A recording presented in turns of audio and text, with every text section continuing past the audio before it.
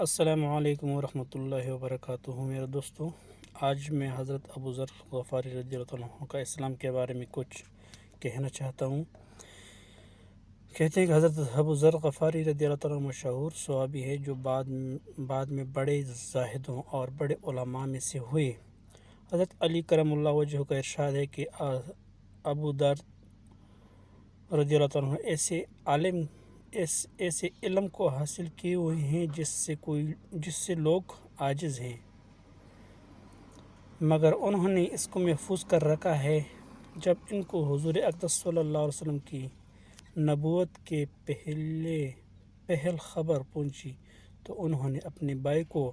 حالات کی تحقیق کے واسطے مکہ بھیجا۔ جو شخص یہ دعویٰ کرتا ہے کہ میرے پاس وحی آتی ہے اور آسمان کی خبریں آتی ہیں، اس کے حالات معلوم کر